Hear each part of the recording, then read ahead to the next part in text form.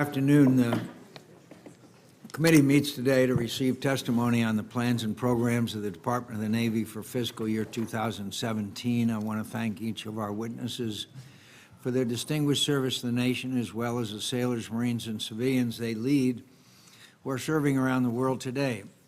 Last month, the Director of National Intelligence provided this committee a candid and unsettling picture of the worldwide threats to our national security, which have steadily increased since dangerous reductions in defense spending were enacted in 2011. The unwillingness of the administration and too many in Congress to chart a different course has forced our sailors and Marines to try to do more with less. By any measure, today's fleet of 272 ships is too small to address critical security challenges. Even with recent shipbuilding increases, the Navy will not achieve its requirement of 3,008 ships until 2021, and there is no plan to meet the bipartisan National Defense Panel's recommendation for a fleet of 323 to 346 ships. The last 5 carrier strike group deployments have exceeded 8 months, taking their toll on our ships, aircraft, and sailors. This has forced the Navy to accept carrier presence gaps in order to complete deferred maintenance. Similarly, by the end of this fiscal year, the Marine Corps will be reduced to 182,000 Marines, even as General Neller testified last year that the optimal size for the force is 186,000. The Marines have a requirement for 38 amphibious ships, but they only have 30 in the fleet. And Marine Corps aviation is in crisis. Many aircraft are down hard, pilots are not flying, and non-deployed Marine aviation squadrons are short of the number of aircraft needed to train or respond in a crisis. Budget cuts and force reductions together with high operational tempo have forced sacrifices of vital training and time at home with families, putting our all-volunteer force under considerable strain. Given the obvious needs of our Navy and Marine Corps to restore readiness and modernize their ships, aircraft, and combat vehicles, the President should have requested a defense budget that reflects the scale and scope of the national security threats we face and the growing demands they impose on our sailors and Marines. Instead, the President chose to request the lowest level of defense spending authorized by last year's budget agreement and submit a defense budget that is actually less in real dollars than last year, despite the fact that operational requirements have grown. Even with the relief of the Bipartisan Budget Act, insufficient funding has forced the Navy to propose inactivating 7 guided missile cruisers for up to 10 years. I'm particularly concerned about the Navy's proposal to cut a carrier air wing, which appears to ignore the versatility of our air wings, to rely on overly optimistic projections for its yet unproven optimized fleet response plan, and could reduce operational flexibility in a time of growing uncertainty. The answer to our forces' readiness shortfalls is not the reduction of squadrons, but the proper funding of flight hours, depot maintenance, and the procurement of new aircraft, many of which, such as additional F-18s, were not requested purely for budgetary reasons. As we consider the future of the carrier air wing, I continue to believe the nation needs an unmanned carrier-based penetrating strike aircraft. While I am frustrated with the slow pace of development towards this goal, I'm hopeful the so-called MQ-25 Stingray will be an important step in this direction by facilitating the rapid development of unmanned carrier-based tanking and ISR capabilities. The President's budget includes significant funding requests for major Navy and Marine Corps acquisition programs, which require continued oversight by this committee to ensure these programs make the best use of limited taxpayer dollars. Initial cost overruns more than doubled the cost of each littoral combat ship, and development costs now exceed $3 billion and counting. Meanwhile, key warfighting capabilities of the LCS, including mine countermeasures and anti-submarine warfare, have fallen years behind schedule and remain unproven. Because of the long-running costs, schedule, and performance issues with this program, I support the Department's proposal to down-select to one variant no later than 2019 and reduce the inventory objective to 40 ships.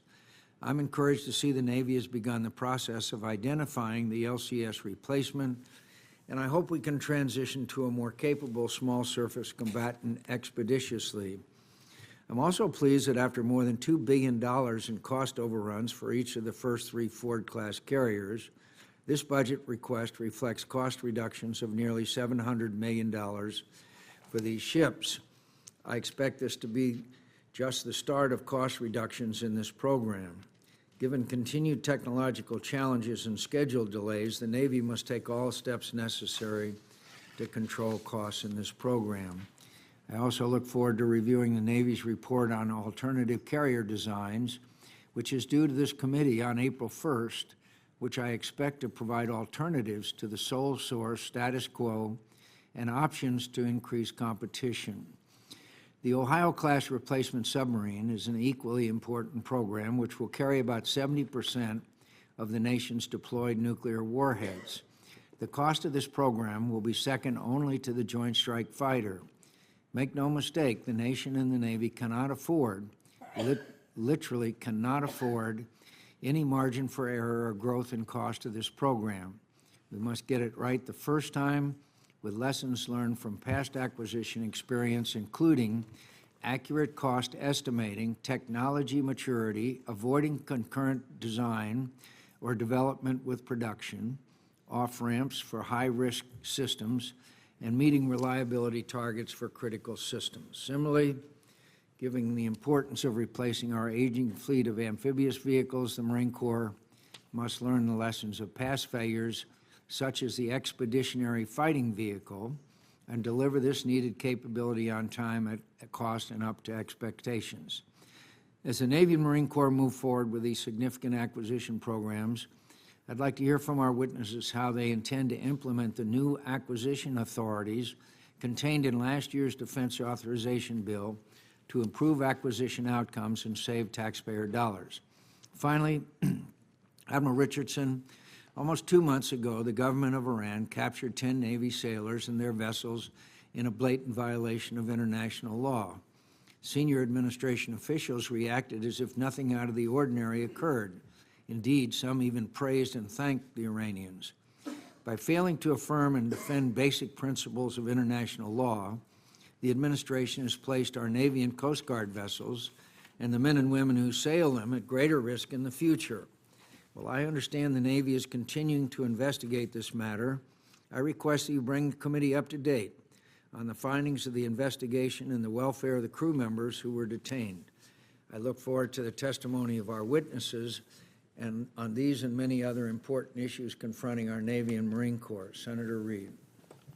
Well, thank you very much, Mr. Chairman. Let me join you and welcome Secretary Mabus and Admiral Richardson and General Neller. Thank you, gentlemen, for your service to the nation. And to this afternoon, we will discuss the Department of the Navy's fiscal year 2017 authorization request.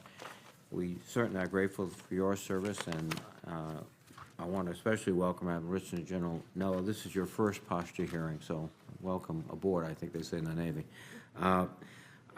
You face a huge range of challenges as you strive to balance the need to support ongoing operations and sustain readiness with the need to modernize and keep the technological edge critical to our military success. Last year, the Department of the Navy was facing serious readiness problems caused by deferred maintenance, reduced steaming and flying hours, and canceled training and deployments. The continued emphasis on readiness in this year's budget will address some of the Navy's most serious readiness problems, and I'm interested in hearing the witness views on this matter, which are absolutely critical.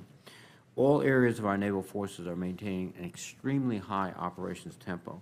Demand is overwhelming for attack submarines, air and missile defense cruisers, destroyers, and strike fighters. In addition, the Navy is now in its 4th year of operating with fewer than required 11 aircraft carriers. And during the next decade, as a first priority, the Navy will need to buy a new class of strategic missile submarines to replace the Ohio-class submarines. I'm interested in hearing how the Navy is managing current demands on its assets and how it plans to manage future modernization demands, particularly how it will use the National Sea-Based Deterrence Fund as we begin procurement funding of the Ohio replacement in fiscal year 2017.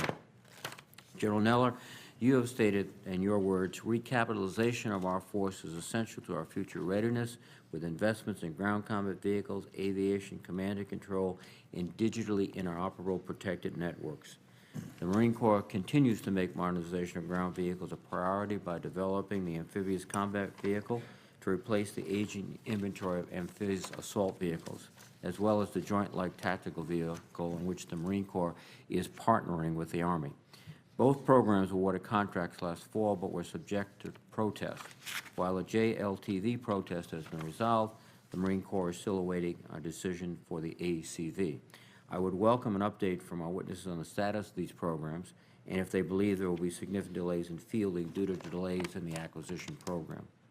The Department of the Navy budget has its usual number of significant programs, some of which have issues with their execution. However, I want to note specifically one program, and that's procurement of the V-22 tilt-rotor aircraft.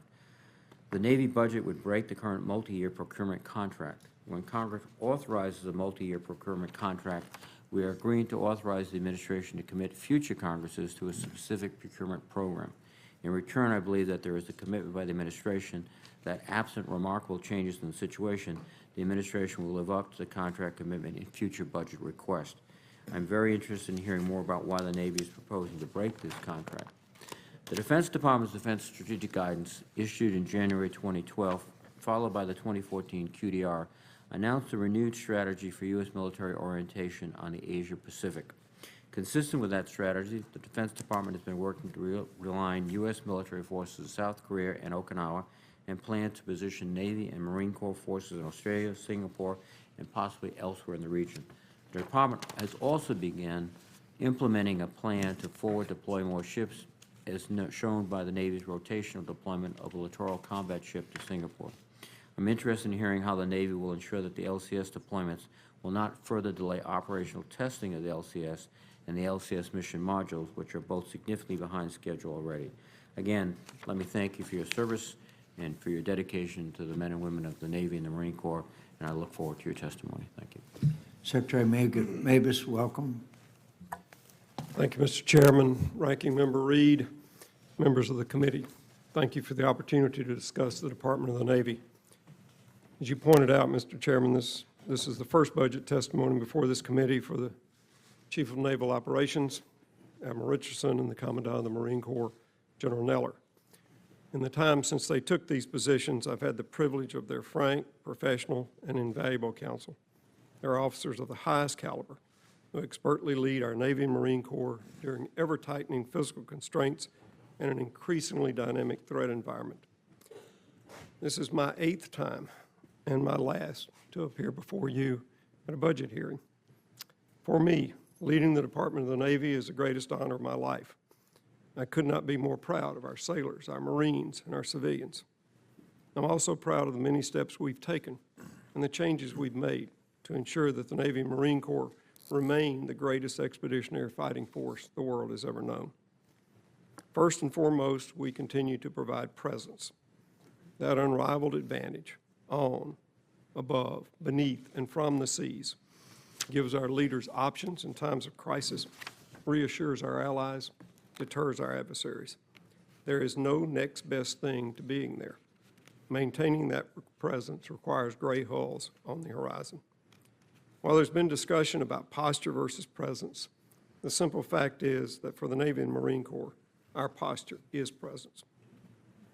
In every case, from high-end combat to irregular warfare to disaster relief, our naval assets get on station faster, we stay longer, we bring whatever we need with us, and since we operate from our ships, which are sovereign American territory, we can act without having to ask any other nation's permission.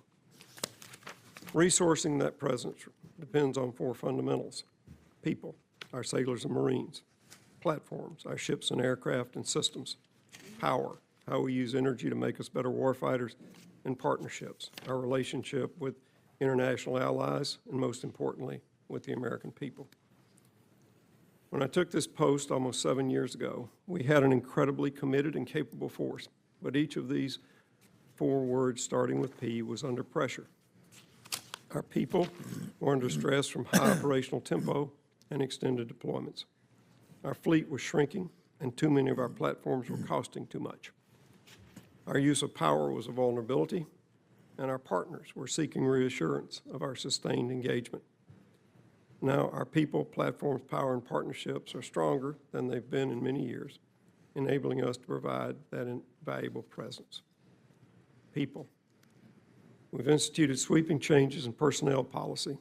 Promotions are based more on merit and less on tenure.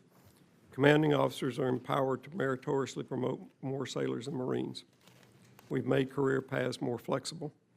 And one example, thanks to Congress, is the Career and Admission Program, which has been greatly expanded. We've also increased the professional development and educational opportunities to bring America's best ideas to the fleet by adding 30 graduate school slots through our Fleet Scholars Education Program and sending high-performing sailors on SecNav industry tours to great American companies like FedEx and Amazon, where they learn private sector best practices that can be applied when they return. We're absolutely committed, from leadership to the deck plates, on combating the crime of sexual assault and the tragedy of suicide. We've also revamped physical fitness assessments, making them more realistically aligned with the jobs we do, and we've promoted healthier lifestyles through better nutrition and a culture of fitness. All billets in both services are now open to women. Standards will absolutely not be lowered, but anyone who can meet the standards will be able to do the job. This will make us a more effective combat force. We're trying to mitigate stress on sailors and Marines and their families by making deployments more predictable, extending hours for child care, and creating co-location policies. To tap into the innovative culture inherent in the Navy and Marine Corps, we established Task Force Innovation, which takes good ideas from deck plate sailors and field Marines, recognizes funds, and rapidly moves these good ideas fleet-wide. On platforms, we've reversed the decline in ship count, and thanks to Congress, and in particular to this committee, our Navy will reach, as you pointed out, Mr. Chairman, 300 ships by 2019, and our assessed need of 308 ships by 2021. In the 7 years before I took office, the Navy contracted for 41 ships. In my 7 years, we've contracted for 84, and we've done so while increasing aircraft purchases by 35%, all with a smaller top line. Practices like firm fixed-price contracts, multi-year buys, stable requirements have driven down cost on virtually every class of ship, and we're also in the process of recapitalizing nearly every naval aviation program. We've expanded unmanned systems on, under, and above the sea, and put increased focus on them by establishing a Deputy Assistant Secretary for Unmanned and an Office of Unmanned Warfare Systems on the C&O staff, known as N99, designed specifically to coordinate all unmanned programs. We're also implementing advanced energy technologies like electromagnetic railguns and laser weapons. Power. To increase our lethality and operational flexibility, I set goals of having 50% of sea and shore-based energy derived from alternative sources by 2020, competitive with the price of conventional power. We met that goal ashore by the end of last year. Energy efficiency has also been greatly increased on our bases and at sea. Since 2009, both the Navy and Marine Corps have achieved large drops in oil consumption. Partnerships. I've traveled nearly 1.2 million miles to 144 different countries and territories, visiting our sailors and Marines, our allies, and our partners.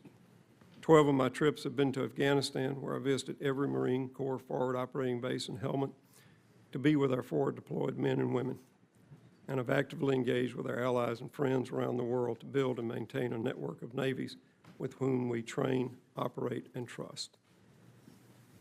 We have worked in close partnership with Congress to fulfill the constitutional mandate to provide for and maintain a Navy.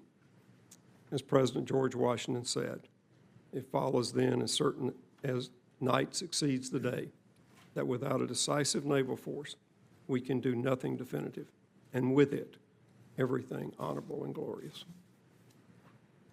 Thank you, Mr. Chairman. General Neller. Chairman McCain, Ranking Member Reed, distinguished members of the committee, thank you for the opportunity to appear today to talk about the posture of the United States Marine Corps and your Marines. Marines today remain forward deployed in Iraq and Afghanistan, embark with their shipmates aboard Navy ships, serving in every nation and every climate and place. Our global perspective, maritime character, and expeditionary capability have been ably demonstrated during the past year. However, as we continue in conflict around the world, there really has not been what we would call an interwar period to reset and reconstitute our force. Today's Marines are deploying at a rate comparable to our commitment during Operation Iraqi Freedom and Enduring Freedom. As we focus our attention across the globe in a security environment where the only certainty is uncertainty, we must make decisions about strategy and structure that will determine our nation's and our Marine Corps' capability in the future. History has not been kind to militaries that fail to evolve and change, and we see in the 21st century the potential for dramatic change. The character of the 21st century is rapid evolution, and it is imperative we keep pace with that change. The efforts of the 114th Congress provided sufficient resources to support the Marine Corps' near-term readiness, and we thank Congress and this committee for that stability. Nevertheless, as overall financial resources have been diminished, the Marine Corps has protected the near-term operational readiness of its deployed and next-to-deploy units in order to meet operational commitments. This means that our units today are deploying already, but we do not have the depth on our bench for major contingencies. The Marine Corps is no longer in a position to simultaneously generate current readiness, reset our equipment, sustain our facilities, and modernize to ensure future readiness. Maintaining the quality of the men and women in today's Corps is our friendly center of gravity, that which we must protect. And this is the foundation from which we make Marines win our nation's battles and return quality citizens to American society. As the Marine Corps draws down to 182,000 Marines at the end of this fiscal year, we continue to assess the capabilities and needs of our future force, whether it be the use of the F-35 fifth-generation fighter, cyber warfare, information ops, special operations, embassy security guards, or our security cooperation group. Modernization is our future readiness, and the recapitalization of our force is essential to this future readiness. Your continued investment in facilities, sustainment, equipment reset, modernization, ground combat vehicles, aviation, command and control, and digitally interoperable protected networks is critical. The Congress's intent is for your Marine Corps to serve as the nation's force and readiness, guides who we are and what we do, and being ready is central to our identity as Marines. With the continued support of Congress, the Marine Corps will remain ready with ready forces today and modernize to generate readiness in the future. Again, I thank you for the opportunity to appear before you today, and I look forward to your questions. Admiral Richardson. Mr. Chairman, Ranking Member Reed, distinguished members of the committee, I am honored and humbled to appear to you today as your CNO on behalf of our more than 500,000 active and reserve sailors, civilians, and families to discuss the Navy's budget request. To start, I want to thank you for your leadership in keeping our nation secure and in keeping our Navy the strongest that has ever sailed the seas. This year's budget continues that important work.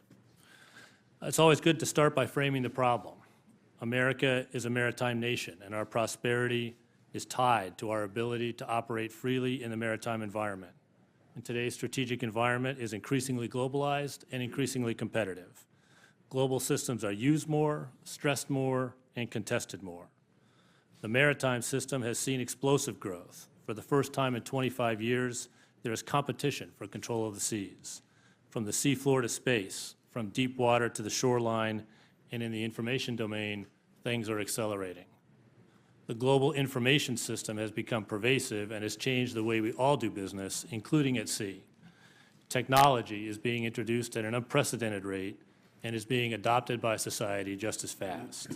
And finally, a new set of competitors are moving quickly to use these forces to their advantage, and for the first time in 25 years, the U.S. is facing a return to great power competition. These new forces have changed what it means for the Navy and Marine Corps to provide maritime security. And while the problems are much more numerous and complex, our responsibility remains the same. Naval forces must provide our leaders credible options to protect America from attack, advance our prosperity, further our strategic interests, assure our allies and partners, and deter our adversaries, which rests on the ability of the Navy and our sister services to win decisively if conflict breaks out. If we don't adapt, we will perform below our potential, and worse, we may fall behind our competitors. To do this, the Navy is focusing on 4 lines of effort. We're going to strengthen our Navy team, strengthen our operating and warfighting at and from the sea, expand and strengthen our partnerships, and achieve high-velocity learning at every level. Unquestionably, the most important part of our Navy is our team. Everything we do starts and ends with our sailors, civilians, and their families. And as our platforms and missions become more complex, our need for talented people continues to be a challenge. We need to recruit, train, and retain the right people, and our Sailor 2025 initiatives are aimed squarely at that challenge. These efforts are based on our core values of honor, courage, and commitment, and demonstrated through 4 core attributes of integrity, accountability, initiative, and toughness. That team is committed to our mission, which requires us to strengthen naval power at and from the sea. This budget reflects some very tough choices as we achieve this aim. We have prioritized shipbuilding in the industrial base. First in that effort is the Ohio Replacement Program, which I believe is vital to our survival as a nation. We are taking steps to more deeply ingrain information warfare. We're also investing in our naval aviation enterprise, rapidly integrating unmanned systems, and bolstering our investments in advanced weapons. In addition to these investments, we're adjusting our behaviors to keep pace with a world that continues to accelerate. We're doubling down on an approach that relies more heavily on experimentation and prototyping. We are pursuing multiple avenues to drive shorter learning cycles into all that we do. We must learn faster. To close, I want to mention that recently I had the honor to spend time with Senior Chief Ed Byers, who was awarded the Medal of Honor by the President on behalf of the Congress. Senior Chief Byers represents the very best of our servicemen and women. He is emblematic of this generation's continued commitment to our core values and to their fellow Americans. The SEAL ethos reads in part, "My loyalty to country and team is beyond reproach. I humbly serve as a guardian to my fellow Americans, always ready to defend those who are unable to defend themselves. I do not advertise the nature of my work, nor seek recognition for my actions." Mr. Chairman, all our people want to do is protect their great nation. It's my job to lead them well and prepare them for that task. 2017 Navy budget is this year's best approach to solving the problems and seizing the opportunities that face the Navy today. And I thank you and look forward to your questions. Thank you, Admiral Richardson and General Neller. The fiscal year request for the Navy is 5% less than last year and $8 billion less. What does that do to readiness? Admiral? Sir, our readiness continues to be challenged. I prioritized in terms of allocating our readiness dollars that our forward deployed forces will be ready to deploy. In terms of achieving readiness in our reserve forces, those forces that will provide reinforcements, we continue to see that recovery date move out to the right as we are able to meet our current bills, projecting current day readiness. Digging out of that debt is something that moves forward. In order to make up the delta, Chairman, we took some risk in facilities and some other things also in O&M, so there was some reduction in some exercises that we're able to do.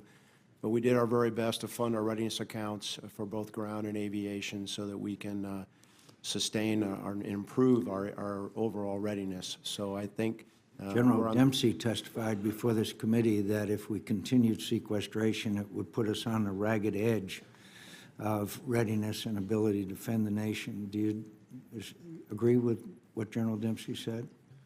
I would agree that if we end up at sequestration levels, yes, Chairman, that we will be there. We've put you into the acquisition equation, both you and Admiral Richardson. Has that been a good thing? I think it's been a good thing, Chairman. I spent a lot of time talking to our acquisition people and Mr. Stackley, the acquisition professional for the Department of the Navy. We have conversations, whether it's amphibious ships or amphibious combat vehicles or ground tactical vehicles. I spent a lot of time talking about where we are programmatically, and I understand as So the it's custom. helped. It's helped. It has. Admiral? Sir, I'd agree with General Neller. It's helped a great deal, and I look We've already taken some major steps in exercising those authorities, and I look forward to doing more. Admiral, the LCS, the remote multi-mission vehicle, we've spent over $700 million of taxpayers' money over the last 17 years. Is your new role in acquisition going to cure outrages such as this? $700 million over 17 years, and it's still not ready. Sir, you've got my complete commitment that I'll be involved in the details and will do everything I can to prevent those types of decisions. So we can count on the carrier not to experience continued cost overruns? Sir, I think for the last few years, we've seen that the carrier cost has come under control. The future carriers are also coming in under their cost caps. We have the discipline processes in place and the oversight to keep it that way. There's been a proposal for a separate kind of fund to accommodate for all the new construction, particularly the new submarine. Do you support such an idea? Sir, the National Sea-Based Deterrent Fund, I've got to say that I really endorse what that fund stands for, which is that we are taking this extremely important program, a nationally important program, and elevating the discussion to a national level. Well, we want the discussion to be at a national level, but I'm not sure every new weapon system then wouldn't warrant the same kind of special treatment, and that's the dilemma here. Admiral, there's a new report out just today. Iran state TV says the country has retrieved thousands of pages of information from devices used by 10 U.S. Navy sailors briefly detained by Iran in January. The Tuesday report quotes General Ali Razmanjou saying the information was retrieved from laptops, GPS devices, and maps. Razmanjou is naval commander in the powerful Revolutionary Guard. General Razmanjou said the move falls within Iran's rights under international regulations. Do you agree with that? I do not, sir. According to international law, there was no authorities to board those vessels. Those were sovereign U.S. vessels. They had the right to be where they were, and they should not have been seized. As you know, as you mentioned, against international law, too, they interviewed a guy, a military man apologizing. They put them on their knees with their hands behind their heads. They then also videoed an individual crying, and then they decorated the people, Iranians that did it, and then they had a parade. What do you think we should have done in response to all that, Admiral Richardson? And wouldn't you agree that this was a humiliation for the most powerful nation on earth, the United States of America? So I think the Navy's been very clear in terms of expressing our complete protest to that. And that was sufficient, expressing a protest. Senator Reid. Well, thank you very much, Mr. Chairman, and I want to first thank the Secretary for his distinguished service of many years. And I was just thinking, are you the longest-serving Secretary of the Navy, or will you be at the? I am the longest serving since World War I. Josephus Daniels, who served during World War I, has a record that I don't think anybody will touch. Who became famous for banning alcohol on board Navy ships. For a short time. I'm hopeful my legacy will be a little brighter than that. I think he was most famous because his Assistant Secretary of the Navy was Franklin Roosevelt, but that's another story entirely. And it's where sailors would say very sarcastically, let's go get a cup of Joseph or Josephus, where a cup of Joe came from, because alcohol got replaced with coffee, as you as a Navy veteran and me as a Navy veteran know very well. Thank you, Mr. Secretary. I also note that the Master Chief, Petty Officer of the Navy, Master Chief Stevens is here. Chief, thank you, and thank you for all of the non-commissioned officers that make up our Navy and all the men and women of the Navy. I want to follow up on a point, Mr. Secretary, that the Chairman raised, which is critical, which is the need for the Ohio-class replacement, but the need also for a scrupulous budget process that ensures we do not see some of the repetition of cost overruns we saw in other programs. Last year in the Defense Authorization Act, at Section 1022, we took the fund, which the Admiral was just asked about, and expanded authorities to include incremental funding, economic order quantity, et cetera. And we also asked for a report from the Navy with respect to the fund. So let me just, several issues for both you and Admiral Richardson. First, it has been, and I presume, but I'd like you to confirm, this is the #1 modernization priority of the Navy. Is that correct, Mr. Secretary? Yes. Yes. And then the expanded authorities in the National Sea-Based Deterrence Fund, Admiral Richardson and the Secretary, you support those enthusiastically, I hope. Sir, I think that to recapitalize this extremely important program, our #1 program, look forward to the combination of appropriations and authorities to get this job done. And the point I think you made, Admiral Richardson, is this sort of falls outside the just traditional Navy shipbuilding, because this is part of our nuclear triad, which is a strategic defense of the United States. And in fact, I would anticipate down the line, as other components, the air and land components, come on, they would have the benefit of some type of national Defense Department support also. Is that? Sir, it seems to make sense. And the other thing that sets this apart, not only its importance, but the fact that we only do this generationally. It's something that happens about it. Well, it's been 40 years since we built the Ohio class. And is there any idea about when we can expect that report coming up with under Section 1022 of the Defense Act? I will give you a definitive answer very soon. Yes, thanks. And, but on the cost, I do want to point out that so far we've taken $10 billion out of this program. Going forward, $8 billion in terms of construction cost, about $1 billion in operation and maintenance, and about $1 billion in non-recurring engineering. So we want every one of these boats to come in under $5 billion in then-year dollars. Thank you, Mr. Secretary. Mr. Secretary, also I mentioned in my opening comments the difficult choice with respect to the V-22. Can you give us some context? And I know none of these choices are easy because of the constraints that you face. Senator, it's my understanding that while the Marine part of the V-22 contract is ending, the Navy part, the carry-on-board delivery, the COD replacement is picking up. And it was certainly not our intent to break the multi-year. In fact, we thought we were folding this in under the multi-year.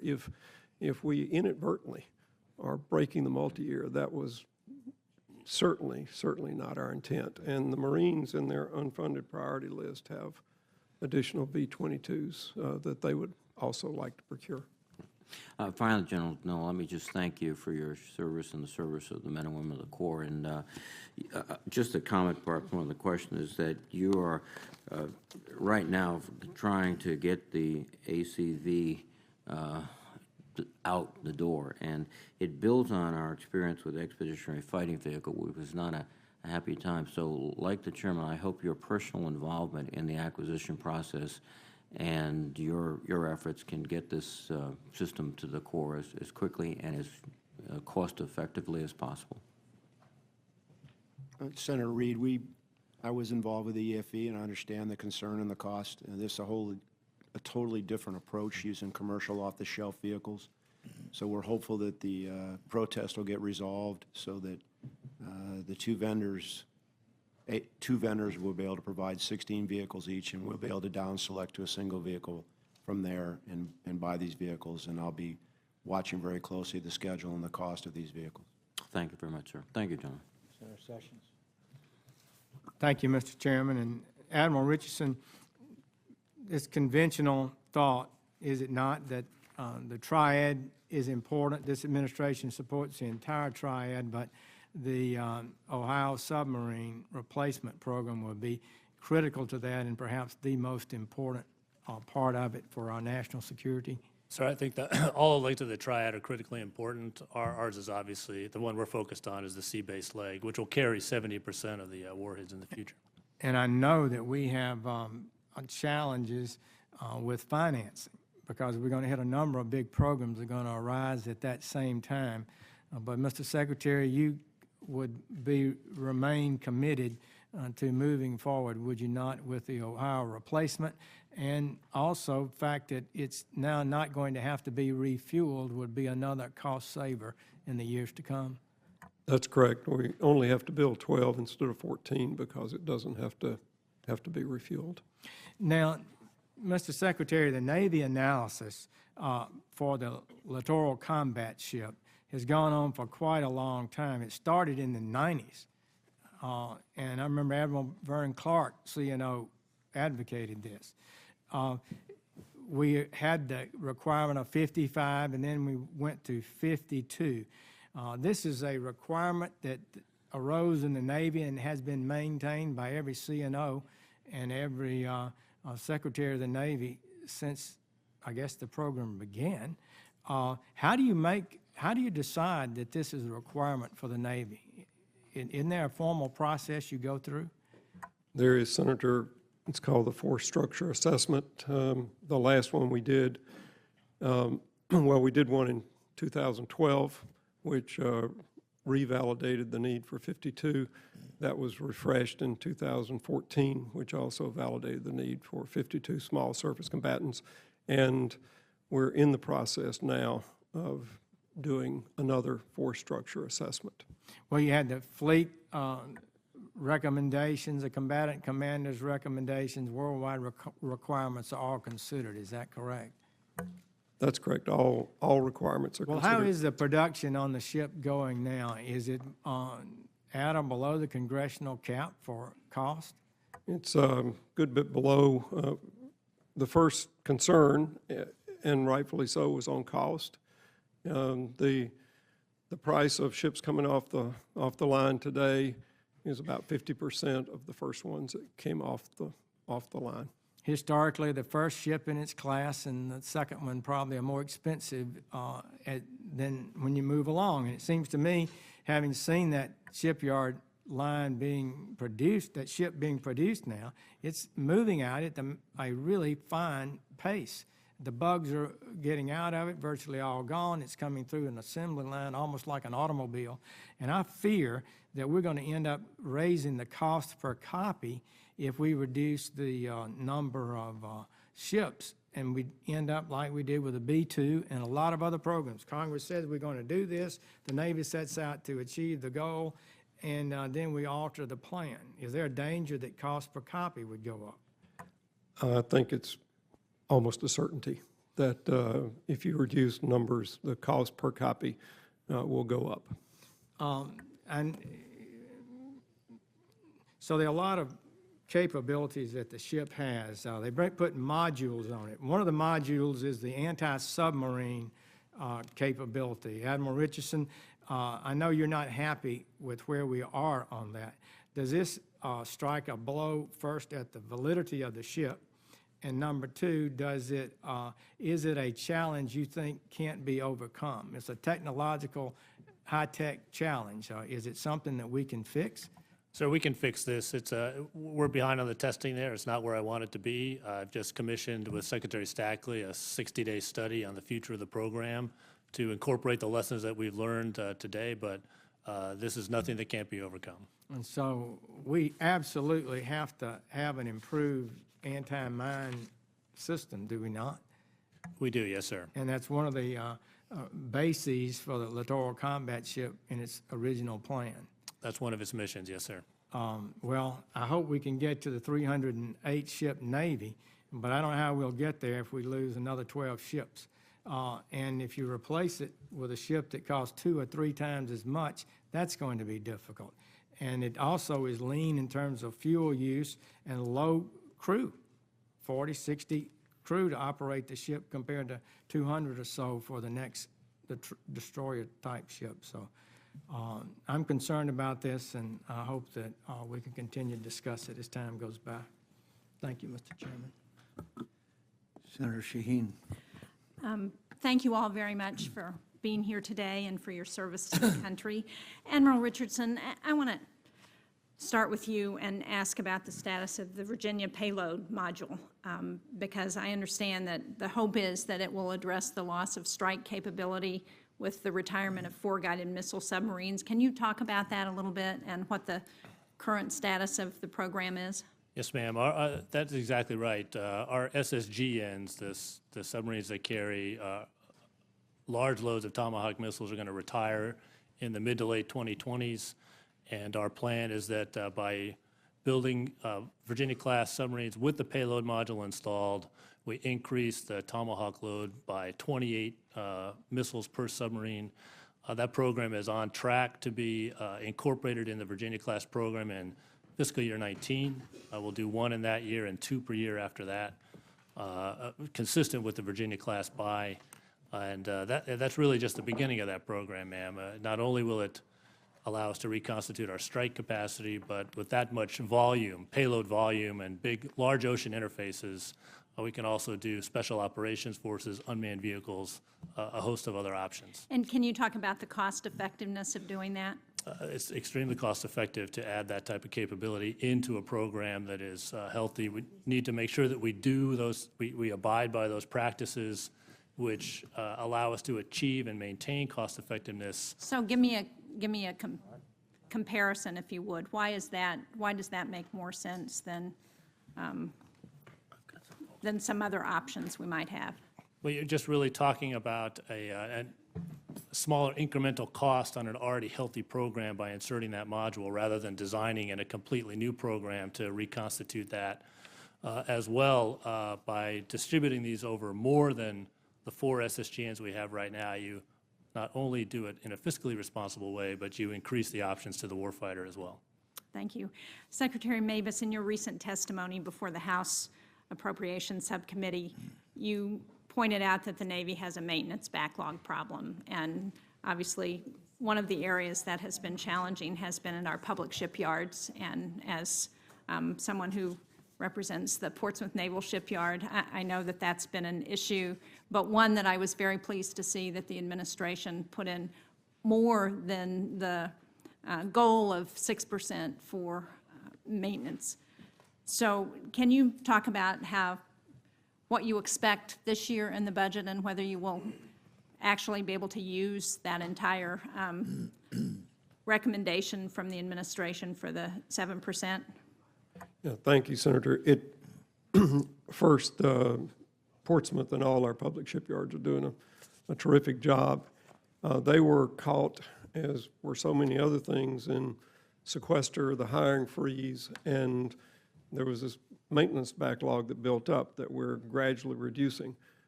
As you pointed out, we went above the mandatory 6% to try to ease that. We're also hiring to the level that those public shipyards need, 33,500 total employees in those shipyards. We will certainly be able to use these monies in Portsmouth and in the other public shipyards, and it will allow us to reduce that backlog. And right now, under the current budget, we think we will be completely out from that backlog by 2019, so 3 years from now. That's great. You also have talked about, from the posture hearing last week, that Southcom is short on surface vessels, and as you may know, we've had a real challenge in the state of New Hampshire and throughout the country in terms of heroin and the extent to which heroin is affecting our communities and families. And I just wonder if you could talk about what progress in combating trafficking of narcotics you have seen with the Navy's involvement, and whether the shortfall of surface ships in Southcom might help with this, if we could address that shortfall. Well, it's one of the reasons that we remain so committed to building the fleet to get to that force structure assessment of 308 ships, because certainly drug interdiction, the other things we do with our partners in South America and in the Caribbean is a large part of that. We simply haven't had the fleet. As the chairman pointed out, it takes a long time to build a Navy ship and to build a fleet. And once it declines, it takes a long time to turn it around. But we are trying, using different types of ships, things like the Expeditionary Fast Transport down there, which has the speed to interdict. And as the fleet grows, you're going to see more naval assets in Southcom. Well, thank you. Obviously, that will be very important to help us deal with this epidemic. Thank you, Mr. Chairman. Senator Ayotte. Thank you, Chairman. I want to thank you, Secretary Mabus and Admiral Richardson, for including in your request for funding for 2017 for the new junior enlisted barracks at Portsmouth Naval Shipyard. Thank you for really making sure that we prioritize that, because I know the conditions weren't good there. So I'm very appreciative of that, and thank you. I also wanted to ask you, both of you, you both mentioned in your written testimony the large displacement unmanned underwater vehicles. And Secretary Mabus, I note that you said in your prepared testimony that you're going to begin to have these vehicles take on some missions in 2022. As these UUVs are fielded to ensure that we're using our resources wisely, I would encourage the Navy to utilize existing public shipyard infrastructure where possible to support the engineering, technical problems, logistics, and maintenance, because you have some expertise there that I think you can take advantage of. And obviously with the budget situations, to the extent we can use the expertise that exists at our shipyards, and obviously the Portsmouth Naval Shipyard has some tremendous expertise. So Admiral Richardson and Secretary Mabus, will you be looking for opportunities to use our existing capabilities and expertise as we continue to develop the unmanned underwater vehicles that I know that we're going to be developing to help defend the nation? Yes. Great. Yes, ma'am, absolutely. And particularly the team at Portsmouth has some deep skills in deep submergence, submarine rescue types of things, exquisite types of capability there that we'll be turning to. That'd be great, Admiral. I know they're anxious to partner with you on this and hope to be able to give some assistance to you as we further develop this area to defend the nation. Appreciate it. I also wanted to ask about a report that Admiral Richardson, in October of 2015, the New York Times reported that Russian submarines and spy ships are aggressively operating near the vital undersea cables that carry almost all of our global internet communications, raising concerns among some American military and intel officials that the Russians might be planning to attack those lines in times of tension or conflict. So what's your assessment of what's happening in terms of Russian intentions and activity related to undersea cables? Obviously, this is very important in terms of our communication system, and to the extent you can talk about it in this setting, what are we doing from the Navy perspective to protect those assets? Ma'am, you're exactly right. About 99% of our international transatlantic internet traffic rides on those cables, and that cannot be reconstituted if that gets disrupted. And so we're obviously taking that threat very seriously. It's extremely difficult to talk about any of that in this forum, but I would welcome the chance to talk to you and give you the full classified brief. We'll set that up. I appreciate it. Yes, ma'am. And also, not to pick on you today, but I did have a follow-up question either to you or Secretary Mabus, and that is related to our attack submarine fleet. What I wanted to understand is what our current requirements are for the attack submarine fleet and when the requirement was established, and also what percentage of combatant commander requests for attack submarines is the Navy currently meeting? Yes, ma'am. Our current requirement is for 48. That level, I think, was established in 2006. Whether I'm off by a year or two, it was a long time ago, and the security environment's changed a great deal since then. And so I'm commissioned a study to reassess that level this year. Currently, as you know, ma'am, the attack submarine profile will dip below that requirement of 48 submarines in the 2020s, and so that's got us very concerned. We're about able to meet about 50 to 60% of combatant commander demand right now, and so it's a very high demand asset. Secretary? It's an example, Senator, of when you miss a year building a ship, because we missed some years, we only built one Right. submarine instead of two. You just don't make that up. And that's why we're committed to two submarines per year. We've got a multi-year. And that's what's critical as we look at 2022, where we dip to 1 Virginia class, that we've got to figure out that we can build 2. Well, one of the things that we are trying to figure out, and it will be part of Sorry, 2021. 2021, because that's the year the Ohio-class replacement Right. starts. But you're absolutely right, and we're working on how to get the capability and the capacity to do 2 Virginias and the Ohio-class at the same time.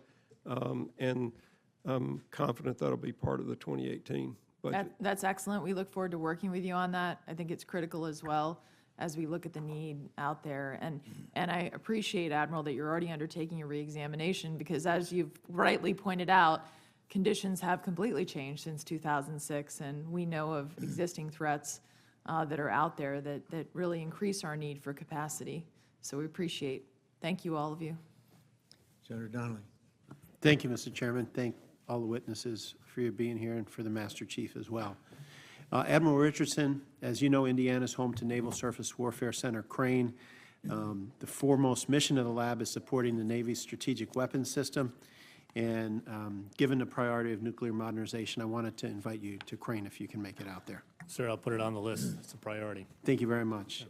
Secretary Mabus, in regards to mental health, I'm concerned our services aren't adequately staffed to provide troops with ready and timely access to mental health care.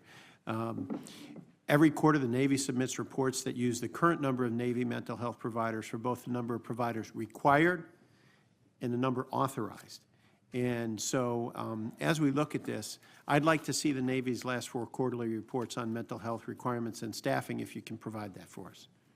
I'll do that right away, Senator. Very good. And we'd also like an explanation as you look at that on how you calculate your mental health staffing requirements and your recommendations for whether and how we can modify the FRAMs or another model to better meet the Navy's needs, if you can do that. Yeah, we'll do that, Senator. Great. This is probably for Admiral Richardson. You know, when I was younger, I remember the Pueblo incident in North Korea, and that boat is still there. And I remember, you know, in reading and following it, one of the biggest problems we had was when it was taken, there were really no assets around to try to help out, from what was indicated. And we saw what happened with the riverine boats. And, you know, obviously, there's an investigation going on, but from what is read and how much is true, we don't know. Talk about cannibalizing parts from a third boat to try to put a second boat together. Problems with satellite gear. Problems with other things that were involved. And so what we want to try and do, obviously, is to avoid these kinds of scenarios in close border areas and in places especially like North Korea and the Iranian borders. So what is being done to ensure this doesn't happen again? That's question 1. And then question 2 is, if it does, what are we doing to make sure they don't take the boat and bring it to wherever they're going? Right, so all of those questions are very valid questions. Those are the exact questions I have, and about 100,000 more. And that's what the investigation is getting after. We intend that to be comprehensive to address all of those factors. But we're not waiting for that to get done in terms of moving out and starting to improve the way that we operate, support those ships, particularly those ones that are forward deployed. And so the team in Fifth Fleet and really around the Navy has taken a look at how that system works and where the vulnerabilities are and shoring those up. With respect to the support that those boats had, they were in the middle of the Persian Gulf, as you know. There were 2 carriers there. There was no shortage of support. That happened on a very quick timeline. But the response was, the details of that will be part of the investigation, and I look forward to a briefing on that when it's done. Is one of the things that we're checking on the status of our riverine inventory, the quality of it, what shape it's in, maintenance of it, all of those kind of things, because one of the things that concerned me was to see, to get 2 going, we needed 3. And so you're in a position where 2 out of 3 couldn't do it on their own. They had to kind of be put together to put one together. So I was wondering where we are with that. Absolutely. We're looking at every aspect of the readiness generation of that part of our Navy and the rest. You say you don't want it to happen in forward deployed places near threat countries. I don't want it to happen anywhere in our Navy, and so we're looking comprehensively. Because one of the things is as you well know and as you all care so much about, you don't want to put these sailors in a position of having to make almost impossible decisions. Absolutely right, sir. General Neller, I want to ask you, we just saw Vladimir Putin talk about the number of troops in Syria that he's supposedly going down. Now, we don't know if he's actually going to do it, if he's not going to do it. You are the leader of a lot of extraordinary soldiers in that neighborhood, not, in the area. I was wondering what your opinion is of what's going on with him and, what the appropriate response is, or how you think this plays out. Senator, I can only take at face value, and we all found out yesterday that he decided he was going to withdraw because he said he accomplished his mission. So obviously there's a political piece to this. As far as on the battle space, the cessation of hostilities was honored to some degree by his forces, so I think it potentially creates an opportunity for some forces, to include those that we support, to, if the amount of aviation support that they're getting from the Russians is going to go down, it should enhance their ability to maneuver. So there has been some progress. The one town, Shaddadi, was taken by YPJ. There's other progress going on. I know a little bit more about what's in Iraq, but I think Iraq is a different case than Syria. But I think, and I've not talked to the chairman about this, but my personal opinion is that I think it creates some opportunity for those forces that we've been supporting to possibly make a little more progress. Thank you. Thank you, Mr. Chairman. Senator Ernst. Thank you, Mr. Chair. Gentlemen, thank you for being here today. General Neller, as you know, the Marine Corps just completed an exercise, Sangyong, and it was a multilateral amphibious assault exercise conducted in the Pacific by Navy and Marine forces with the Republic of Korea and other allies. And this exercise successfully demonstrated full-spectrum combined amphibious operations and was a powerful reassurance measure to a number of our allies. And, of course, a strong statement of power projection to our adversaries, which is very important, I feel. And yet we have yet to see the requisite number of amphibious ships underway to test the full capacity of a baseline expeditionary strike group, Marine Expeditionary Brigade, in the training environment. And so with that as an intro, we know that there is a shortage of amphibious ships.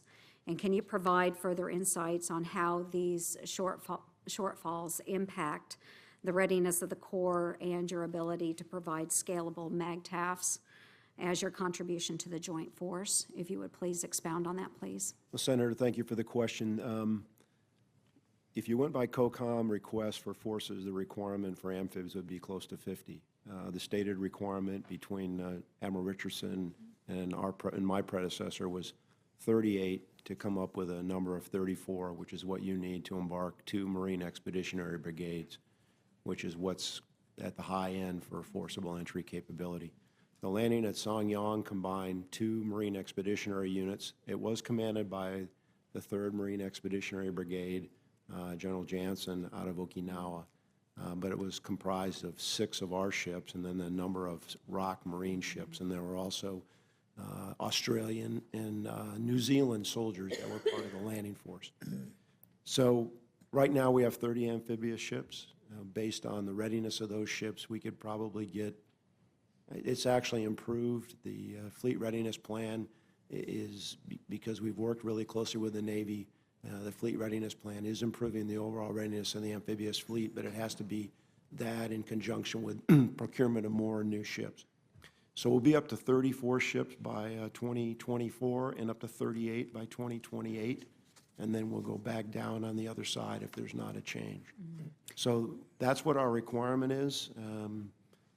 We can't meet all the requirements of the combatant commanders today, which is why we have 2 land-based special purpose MAGTFs to provide a comparable capability for crisis response.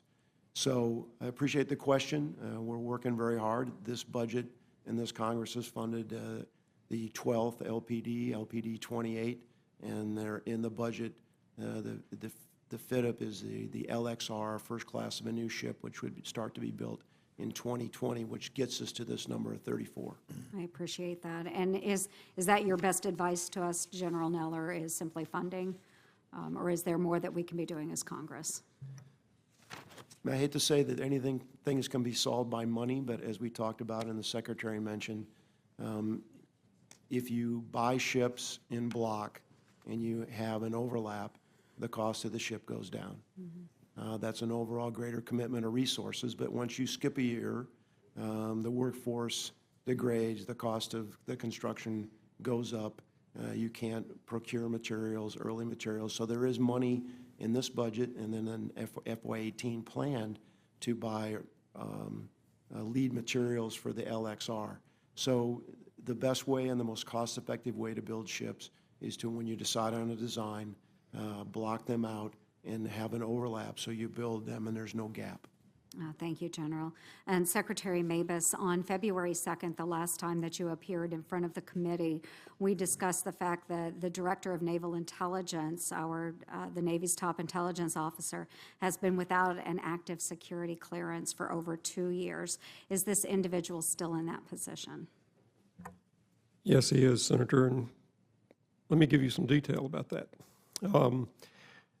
When I was informed in late 2013 that he was, that Admiral Branch was possibly connected to the GDMA case, I thought because of his position, I should remove his security clearance in excess of caution. I was also told, though, assured at that time, that a decision would be made within a very short time, a matter of weeks, I was told, as to whether he was involved and what would be the disposition of the case. We continued to check on that over and over and over again and got nothing. So by the early fall, September of 2014, I decided that we had to nominate a successor, which we did, but because of some intervening events, that nomination did not get up here until last fall.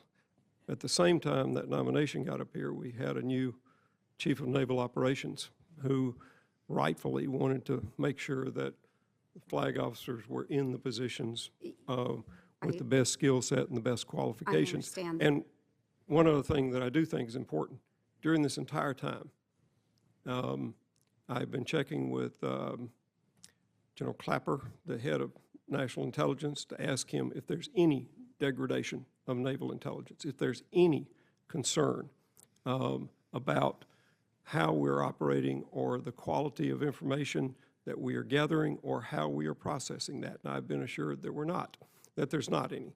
And Admiral Branch's 2 deputies, each of whom has more than 30 years' experience, both are taking up the part of his job that requires the classification access.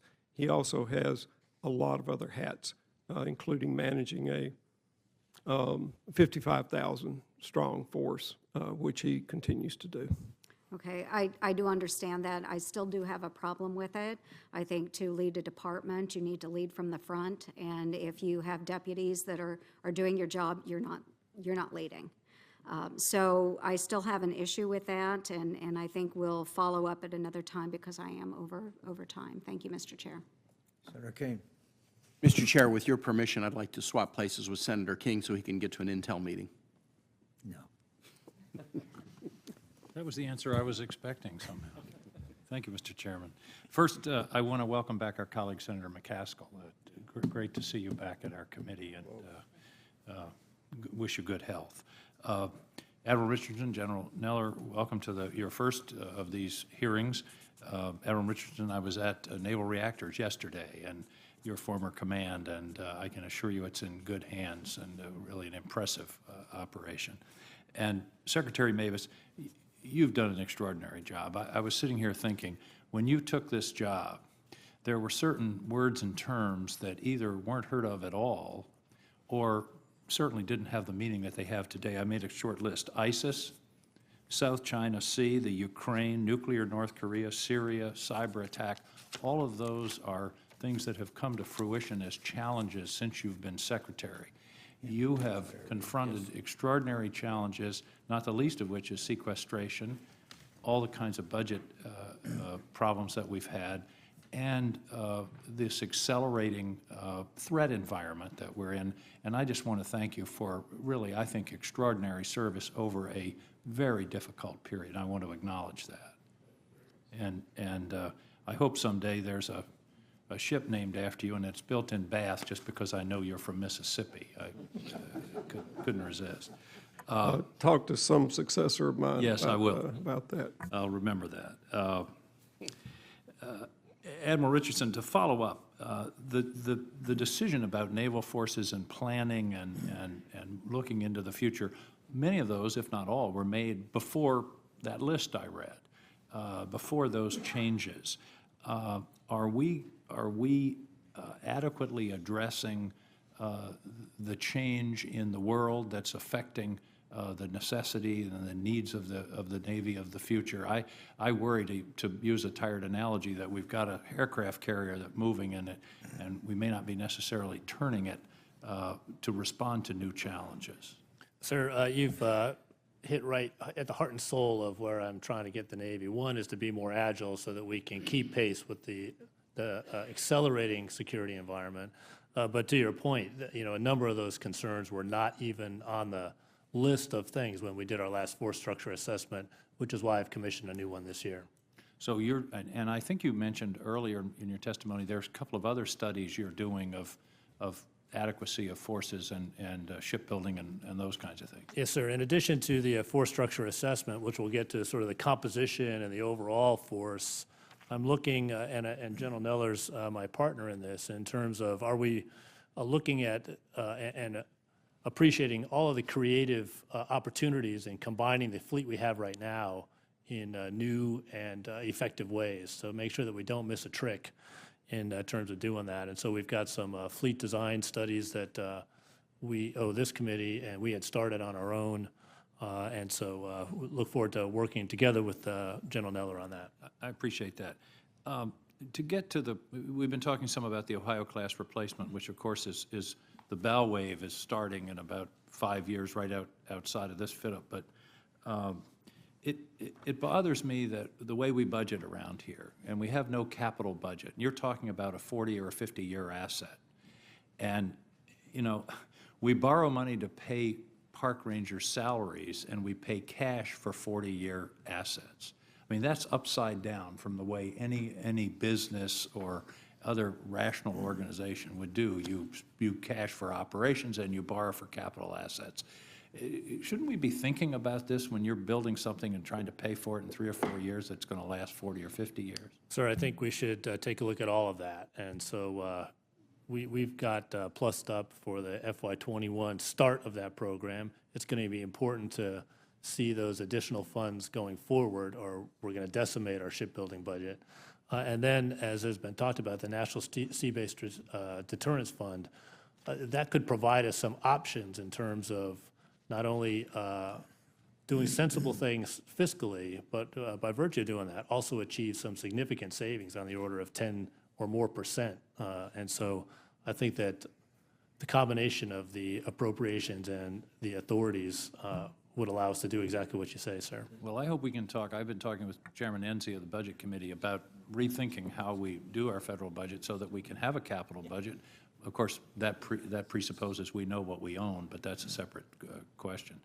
Secretary Mabus, do you have a comment on that, on this funding problem?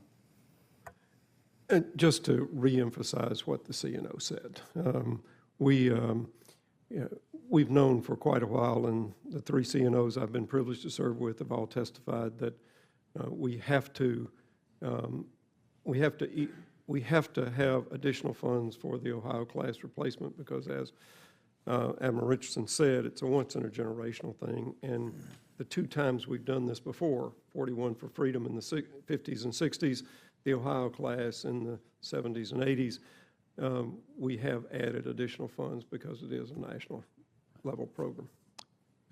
Sir, if I could just say, throughout that, we've got to commit to, as you implied, full transparency and auditability of that money as it is applied to this extremely important program. And so, even as we consider these options, we're committed to that level of transparency and auditability. Thank you, Mr. Chairman. Senator Fisher. Thank you, Mr. Chairman. General Neller, you and the Admiral have both discussed the importance of technological innovation in this year's budget. Can you talk about the role that the 3rd Battalion of the 5th Marines will have in testing the prototype technologies this year? Senator, thanks for that question. We're going to take 3rd Battalion, 5th Marines, or 3-5. They're currently deployed in Okinawa. When they come back, they'll have at least a year and a number of exercises. One will be Rim of the Pacific, or RIMPAC, and then we'll put them out at Yuma in support of a Marine Air Weapons Tactics Squadron out in training. And we're going to give them certain capabilities. We're also going to reorganize certain elements of their force in a different way to work on the ability to distribute them across the battlefield. So there'll be a communication piece, there'll be an ISR piece with unmanned systems. There'll be different ways to move them around the battlefield because we'll have the aviation assets that'll be out there for that exercise. So, and we're using them rather than create a unit because they'll be a cohesive unit, and we're very confident that the young Marines in that unit will take advantage of whatever capabilities we give them, and they'll tell us whether they're effective or not, or they'll come up with their own ideas. So we're counting on the youth and the familiarity with technology, having grown up in part of the digital generation, to help us do that. So we'll test and learn and give them everything we can give them, and they'll come up with new ideas. Do you think there's going to be a continuing need for this sort of testing, or are you going to consider dedicating a specific unit to this role? Is it temporary? Is it going to be continual? I think we'll use every exercise that we have with large formations like the MEF, our corps level headquarters, or brigades. There'll be a number of amphibious exercises on both the east and west coast, and we'll, as we have in the past, have them experiment with different operational designs, as Admiral Richardson talked about, different ways to embark the force, different ways to deploy ashore. So we'll take advantage of existing exercises and training opportunities, and if we find something that works, then we'll adapt and we'll adopt it, and we'll see how it goes. So, you know, we've got to change. The world is changing very quickly, and, you know, my concern is that we change faster than our adversaries, and I think exercises and taking units like this to practice or play with this stuff is going to help us. And Admiral Richardson, can you discuss the Maritime Accelerated Capabilities Office, and specifically, how's it going to work and what's it going to focus on? Yes, ma'am. We're setting that up as sort of a speed lane for acquisition. This is one of the areas where I'm trying to take advantage of those additional authorities that were granted to service chiefs. It'll be based on the Air Force's Rapid Capability Office, which has assembled, you know, all of the decision and approval authorities in a very streamlined package so that we can, for those programs for which it's appropriate, we can just move quickly through the milestones and the acquisition process, get those technologies into production, and then out to the fleet very quickly. And, you know, my goal is that we start by setting that speed limit up. We have a couple of test cases go through that. I would say that the Stingray, the unmanned carrier-based aircraft, would be one of those very first ones. And then as we adapt, we move more and more programs out to that speed lane and overall speed the process up. Okay, thank you, sir. And General Neller, I understand that the majority of the Marine Corps budget goes towards the personnel costs. We spoke about this the other evening, and that's even before the Force of the Future initiatives that Secretary Carter has recently announced. How do these initiatives factor into how you're going to manage the force, and what challenges are they going to present to you? Like all the services, Senator, we've worked very closely with the OSD on the Force of the Future. Some of the things, I mean, we're already doing, and so it will have no impact as far as we think we have a proper way to recruit. There's certain things like additional educational opportunities where there'll be potentially some expense, and there are other things I don't think we know yet. So a lot of these things are going to be in a pilot program, and it'll not be immediately adopted, but there is going to be some expense with some of them, and we'll just have to figure out how we're going to do that. I know every military person who's protecting our freedoms, they want to play a meaningful role.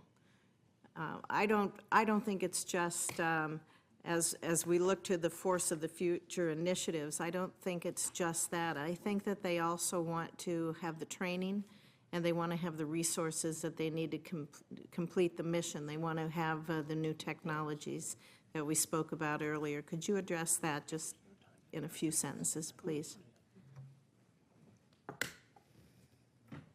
We're in a unique position in that we continue to deploy forces to meet combatant commanders' requirements. We have to sustain the legacy force that we have, and at the same time, we want to modernize. And so there's pressure on that. And so it was mentioned in unfunded requirements. We would, one of the first things we'd probably do is put money back in current operations and maintenance and sustainment. And we've protected to the best of our ability modernization, because keeping old legacy gear sustainable is fine, but what we really need is we need to get the new gear. Because the Marines, not just because the Marines like the new gear, because they need a new gear, whether it's a Joint Light Tactical Vehicle or the Amphibious Combat Vehicle or the Ground Air Task Oriented Radar or any of the command and control stuff or the new aircraft that we're going to buy. We need that to be successful in the battlefield in the future, because our adversaries have done the same thing. They've recapitalized while we've been focused on the fights that we've been in the last 15 years. Okay, thank you. Thank you, Mr. Chairman. Senator Kane. Thank you, Mr. Chair, and thanks to the witness, Secretary Mabus. Congratulations to you and to all. We had a hearing this morning in the Readiness Subcommittee, Readiness Posture hearing, and I will say that Admiral Howard and Assistant Commandant Paxton performed admirably, and we learned that the Assistant Commandant is the longest-serving Assistant Commandant of the Marine Corps since 1950, and so we're in a day of witnesses before us with long tenures. The readiness hearing was a shocking one. I had a classified briefing about readiness issues last week, and what I'm going to say now is not classified material. This is open material. We talked about it at the hearing. Today, less than half of our Marine Corps units are ready to perform their core wartime missions, despite having a congressionally mandated role as the nation's crisis response force. And especially on the aviation side, and I'll get to this, General Neller, 80% of aviation squadrons don't have the required number of aircraft to train. General Paxton talked a bit about that. On the Navy side, less than half of our Navy ships are ready to meet wartime plans, with deferred and unplanned maintenance continues to delay training timelines and prolonging deployments. That prolonging of deployments, which used to be 6 months to now 8 to 10, means that ships come back that are significantly more challenged in terms of maintenance issues. These are some of the issues that we talked about this morning. I know this committee is really interested in this topic, and a request. Senator McCain has written a letter to the service chiefs asking for the FY17 unfunded requirements priorities list. I think some of those letters are coming back to us, or maybe some early drafts are coming back to us. I would encourage that on the unfunded priorities and requirements list, they in fact be prioritized rather than just a big list, because that will help us as we grapple with the NDAA challenge, and I am going to make that question for the record as well. What is the status right now on the aviation side, Naval and Marine, the status of aircraft awaiting repair at the aviation depots? Has there been any improvements in this awaiting repair category, and how are we funding depots, and what's our ability to bring down that amount of aircraft awaiting repair? Sir, I'm sorry, Mr. Secretary. Okay, sir, I'll take the first stab at that. This is something that General Neller and I are working very closely on, because this affects both of us. This divot in backlog in ready basic aircraft, really the backlog in the aircraft depots goes back a few years, really exacerbated by fiscal year 13 and the sequestration that happened then. We are doing a very systematic appraisal of that process, and we are seeing improvements. We improved 44% this year over last year, and so we're seeing the throughput of that, the depots improve. General Neller and I were at the Fleet Readiness Squad, the depot in California. We walked through the entire line. They've got a very systematic approach that looks at all of the limiting lines, and we look forward to sort of continuing to improve that throughput. Additionally, we're looking forward. These are the legacy aircraft, particularly the Legacy Hornets. And so we're looking forward to when the Super Hornets come through. We're learning all of the lessons. We're starting to get prepared for when they come through in the depots. And then has been submitted with our budget and also on the unfunded list that you mentioned is the request for buying additional Super Hornets in both 17 and 18 to help to mitigate that. So we're taking a full court press. We're funding those depots to pretty much the maximum executable capacity right now, and we're leaning that system out to get everything we can out of that. Great. General Neller? Senator, as the CNO said, I think these accounts are fully funded. There's there's a number of fleet readiness centers, and we've also contracted with additional vendors like Boeing and L3 to do more for the fixed-wing aircraft. So if they can fulfill their contract, and they did last year, and they do it again, and the fleet readiness centers improve their processes, I think at the initial, when all these planes kind of descended on them, I don't think, the processes they had were not effective. The planes sat and they waited. So they've gotten much better. And I get this not from my own observation, but from talking to other people that had visited them a year ago, saying the process here is much improved. They've got a much better flow.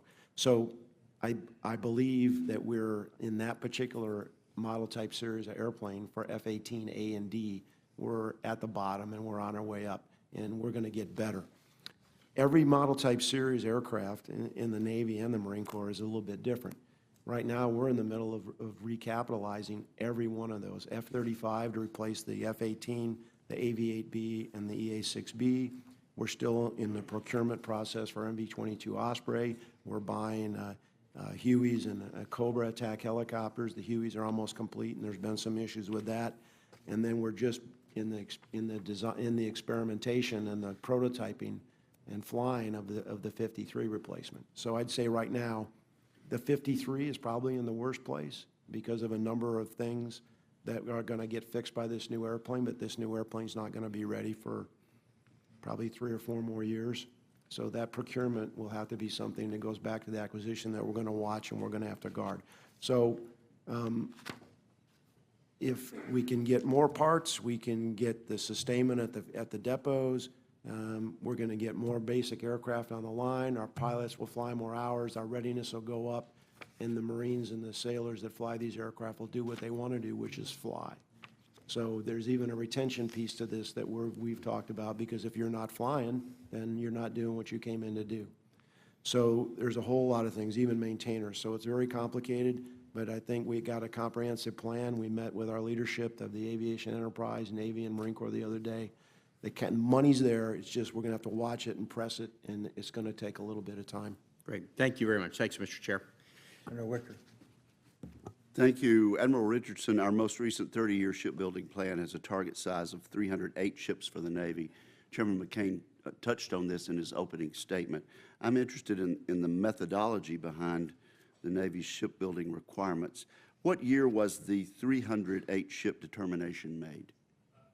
Sir, that was made in 2012, and it was updated in 2014. Okay, and what was the number in 2012, and what was the number in 2014? It was 308 throughout, so the 2014 just validated the 12 assessment. Has anything happened around the world since that determination was made that would make us revise that force structure? Yes, sir. At the time we did that original assessment, we were not contending with a resurgent Russia. ISIL was not on the map, and the People's Liberation Army Navy was in a much different place, and so the security environment has changed. So 3 major developments? At least, yes, sir. And so will you be pushing for a revised force structure assessment, and when might we see that? Sir, I've already commissioned that to start. We intend for that to briskly get done through the spring, and look forward to seeing that done in the summer. All right, and right now we're on pace to get to 308. When? In 2021. Okay. Well, we look forward to seeing an accurate force structure based on current Yes, sir. I look forward to threats. briefing you on that. Thank you very much. Let me ask you, General Neller, about amphibious ships. You recently told the House Armed Services Committee that the Marine Corps needs ships cheaper and faster. I think we certainly agree with that. As you know, Congress added an additional LPD amphibious ship after feedback from your predecessor, General Amos. We appreciate his input and his service, as we do yours, sir. The Navy is now looking to develop the LXR class of amphibious ships that will replace our aging dock landing ships. The Navy has made a decision that the LXR vessels will use the current LPD-17 hull form. Do you believe that the LPD-17 hull form provides all the capability that you need to replace our legacy dock landing ships? Senator, thanks for the question. Yes, I do. We have got a lot of confidence in the LPD-17 class ship, and again, we appreciate the funding for the 12th ship of that class, LPD-28. So there was discussion about, before I assumed this post, of whether just to go to an LPD-28 repeat. There was a costing figure for LXR that we didn't believe LPD-28 could meet at that time. So the decision was made to go with the hull form and come up with a new design that would be similar to that, but it would meet the costing of about $1.6 billion, and then the further drive down the cost of the ship down to 1.4. So that's going to be competed between two shipyards, and I'm confident that they will come up with a design that's similar to the LPD-17 class ship, and we can make it in time. The first class of that ship is supposed to be put under contract in 2020. If we could find the money, sir, would you support acceleration of the LXR ship competition? Absolutely, Senator. I would, we could find the money, and we could do a block buy where these ships would be, as Secretary Mabus said, it's any time we can build them year after year. You keep the workforce employed, they get faster, they get better, the ship is a better quality and is put out faster, and then generally comes in at a lower price. Thank you. And Admiral Richardson, in the short time we have left, tell us what the future holds for the autonomous surface vessels. So I would say that the autonomous surface vessel is one of, I would say, a suite of unmanned capabilities that really, behind the Secretary's leadership, the Navy is doubling down on. And I think that these autonomous surface vessels provide capability that can be used in a number of different areas. I've got my eye on it with respect to the mine hunting mission. And so I think that that and a number of other areas that I'd be happy to brief in a classified setting are real opportunities for the unmanned in general and the surface vessel in particular. Secretary Mabus, you have anything you'd like to add in 20 seconds? You know, it's the reason that we've stood up the Deputy Assistant Secretary for Unmanned N99 on the CNO staff, is to make sure that we're utilizing all the technologies in a comprehensive way in unmanned, because we're the only service that does it under, on, and above the sea, and to make sure that as we move forward, because these are going to play such a huge role in the future, that we have the technology right and that we're not duplicating, we're not using any money unnecessarily, but that we're pushing forward to do the things the CNO just talked about. Thank you, and I look forward to that classified briefing, Admiral. Thank you. Senator Hirono. Thank you, Mr. Chairman. Secretary Mabus, I too want to add my thanks to you for your service and wish you the very best going forward. General Neller, on in early March, Japan's Prime Minister Abe announced that he has decided to temporarily suspend preliminary work on the Futenma replacement facility in Henoko, in Okinawa, and he stated that talks between the local government and Tokyo on the relocation of the base would continue.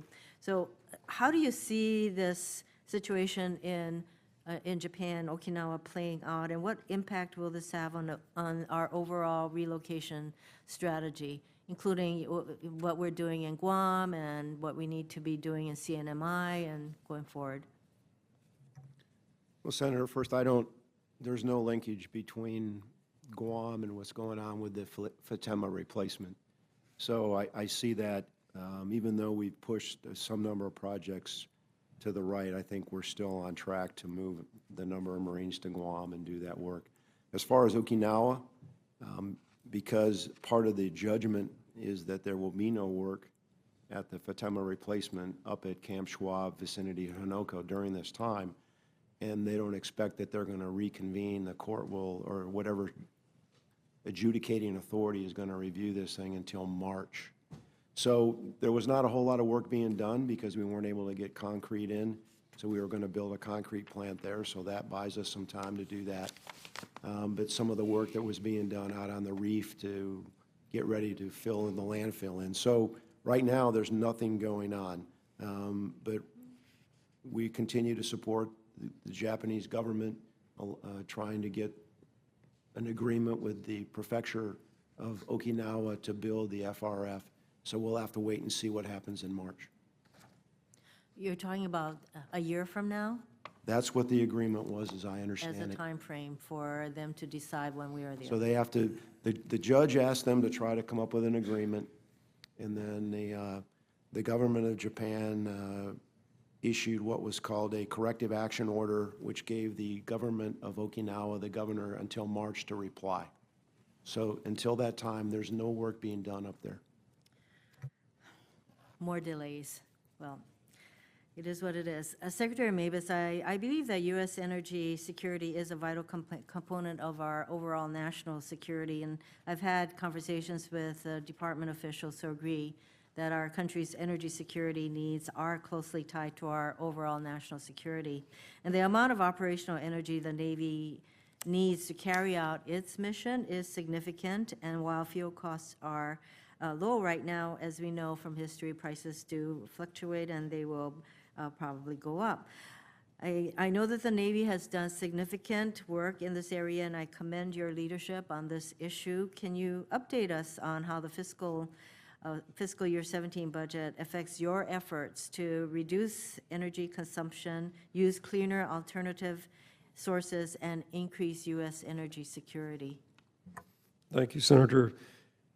First, the goal is to have at least 50% of our energy needs met by alternative sources afloat and ashore. Ashore, we are there. We got there by the end of 2015, and it's making us more resilient. We're beginning to now move to things like microgrids, so we can pull ourselves off the grid in case something happens. We can still do our military mission. And we're doing this almost exclusively through public-private ventures. At sea, the Great Green Fleet is deployed now. It's sailing on a mixture of marine diesel and biofuels. And these biofuels were procured by the Defense Logistics Agency under a regular RFP. They're competitively priced as the law requires and as we require. So it's becoming the new normal for that. And the example that I give is in Singapore. You've got an oil refinery that one of their oil refineries there that's owned a majority by the Chinese. Right down the road is a biofuel plant owned by a Finnish company. And so we need to not be dependent on one type or one location of fuel. Finally, we are also making a lot of headway in terms of efficiencies, reducing the amount of energy that we use. And the Navy's down in terms of oil usage by 16% since 2009. The Marine Corps is down about 60%. Now part of that is fewer operations in Afghanistan and Iraq, but the Marines have also been leaders in terms of energy efficiency and making energy where you fight so that you don't have to be resupplied. Thank you, and General Neller, thank you for your efforts in this regard. Senator Tillis. Thank you, Mr. Chair. Gentlemen, welcome, and thank you for your service. General Neller, I had a question for you. It relates to personnel. I think you're down about 20,000 by the end of the year, about down 20,000 active Marines from the 2012 numbers. Kind of curious how that reduction is affecting your deployment time to home ratio and any other issues related to retention, morale, or effects on families. Senator, when we grew the force to 202K to meet the operational demand and provide adequate depth to dwell when we were fully engaged in Iraq and Afghanistan. As we've withdrawn the bulk of that force, and we're bringing the force down to 182, that's a 2-to-1 force. In some cases, based on the type of unit, it's inside that. So it remains to be seen what that's going to do to families and retention. It does give us a very short time. We would prefer to get ready to go. We would prefer to be a 3-to-1 force, which is why the optimal force, based on the current force structure, was said to be 186.8, which gave us a 3-to-1 for aviation squadrons and infantry battalions, which is the normal deployment. So we think 2-to-1 is the minimum. As General Paxton mentioned today in the readiness hearing, we are going to have to cut back some of the capabilities we provide to combatant commanders in order to reduce some of the tempo and pressure on the force, particularly in aviation, and we're prepared to do that. Not because we want to, but we have to give their forces enough time to reset, and we have to give them enough time to do the training they need so that then when they do deploy, they're ready to go. So we're watching this very closely. It has our attention, but I think right now it has not been a factor, but I'm concerned about it. Well, it seems to me when you've got threats going in the other direction, to touch on what Senator King discussed, and I think what Senator Fisher alluded to, you know, we've got threats today that we didn't have in 2012. Admittedly, we're not as engaged in, say, Iraq and other areas of the world, but it seems like while the threat profile is going up, our ability to actually provide the combatant commanders what they need is going down. It just doesn't seem like the right trend lines, and we need to continue to watch it.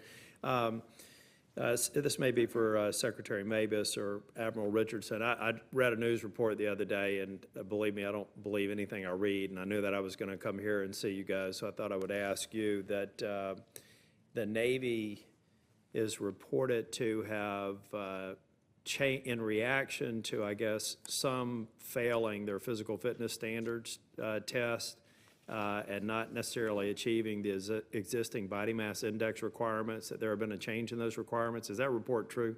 A simple yes or no answer is okay if it's no.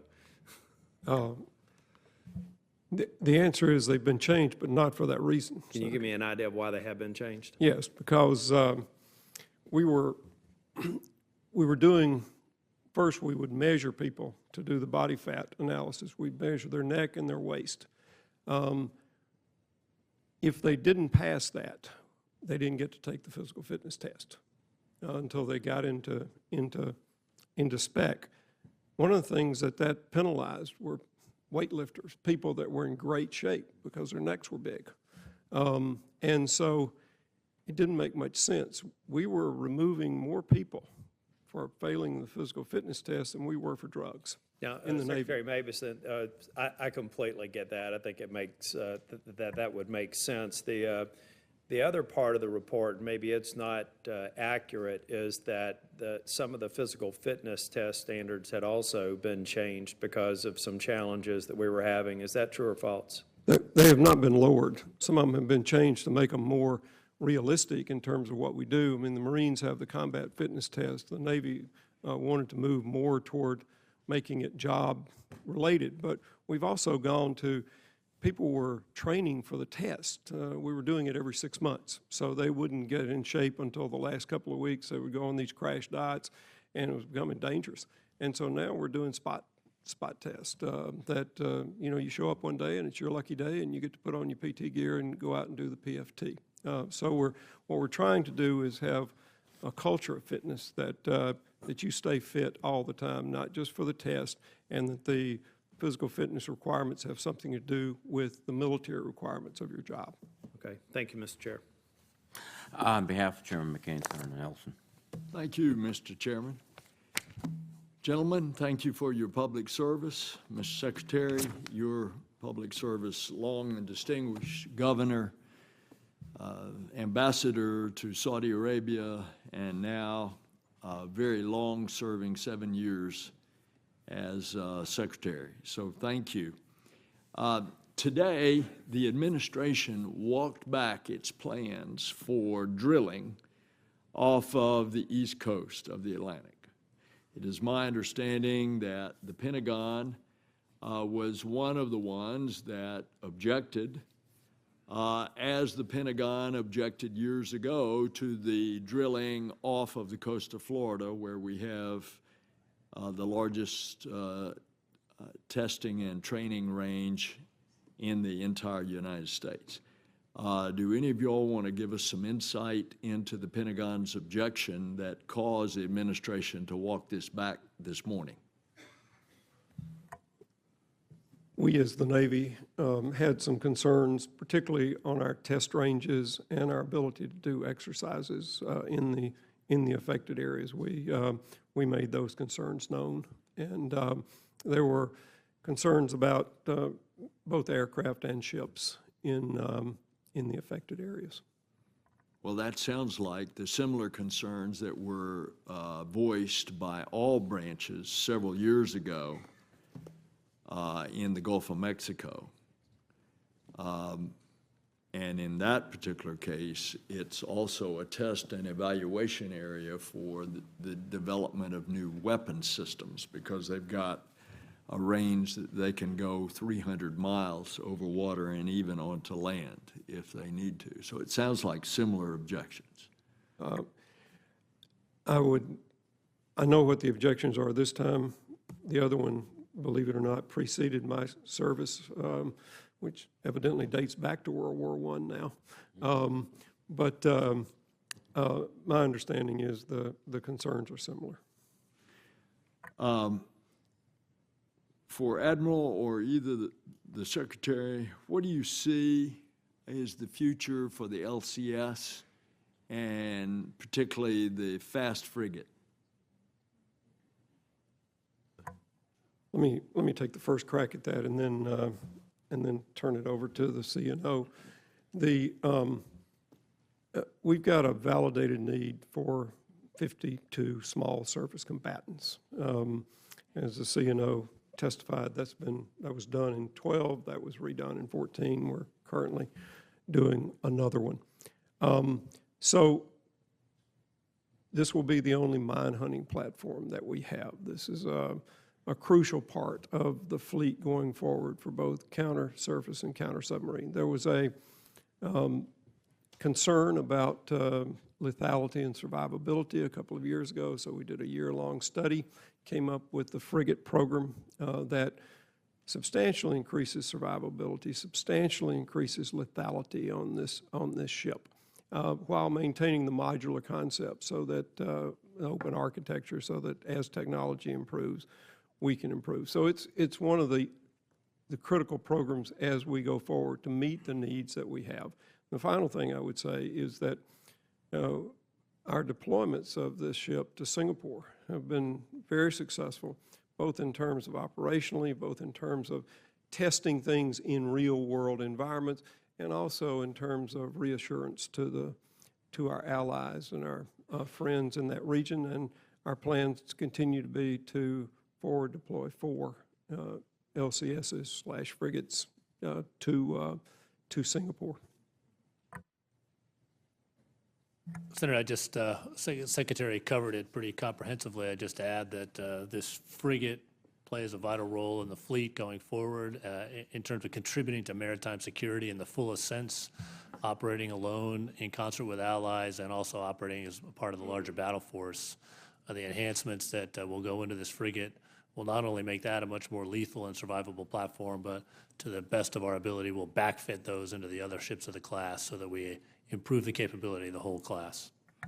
Admiral, in the pecking order of importance to the country, where do you put the dispersal of surface assets with regard to home ports so that you don't get them all in one place? Sir, it's, we go through a very comprehensive process called our strategic laydown process, which addresses that concern. We update that annually, and dispersal is a key part of that, to make sure that all of our ships are placed around the world to not only maximize their utility, but also to minimize their vulnerabilities. And so that dispersal is a very important aspect of that.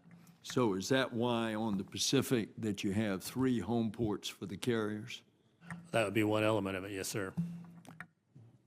Why do we only have 1 home port instead of the 2 that used to be for our carriers on the Atlantic? Yes, sir. Really, the answer based completely on a strategic laydown, I think would easily lead us to 2 home ports on the East Coast for aircraft carriers. When the fiscal situation allows us to appreciate the capital investment required to develop that second port, we look forward to achieving that. You got any ideas when that might occur? Sir, we are making some extremely tough choices in the current budget environment, and so as long as this type of an environment persists, it's going to be very difficult. Well, at least the long lead item is done, and that's the dredging. You got that done all the way out, 1.5 miles out into the Atlantic. Yes, sir. Thank you, Mr. Chairman. Thank you. On behalf of Chairman McCain, Senator Sullivan, please. Thank you, Mr. Chairman. Thank you, gentlemen, for your service and testimony today. I wanted to follow up on an issue that this committee's been very focused on, and that's the activities in the South China Sea, what China's doing with regard to militarizing certain reefs. What we've been doing as part of our strategy. You know, Admiral Harris was testifying recently and talked about how China, he stated China had militarized these formations. As you know, Secretary Carter gave a very strong policy speech that many of us were out at the Shangri-La Dialogue in Singapore last year about American broader policy. I think that was very strongly supported by members of this committee on both sides of the aisle. I think, though, there's been some sense of confusion by the implementation of that policy. So, Admiral Richardson, do you believe, in your professional military opinion, that we should be increasing the level of U.S. naval activity in the South China Sea within the 12-mile radius or zone of the militarization of some of these island formations? And should we be doing that on a regular basis and with some of our allies? And I'll leave it up to you or the Secretary. And if you can articulate, you know, there's some confusion sometimes. Is it innocent passage? Is it freedom of navigation operations? When we're going within the 12-mile zone, which we have on occasion,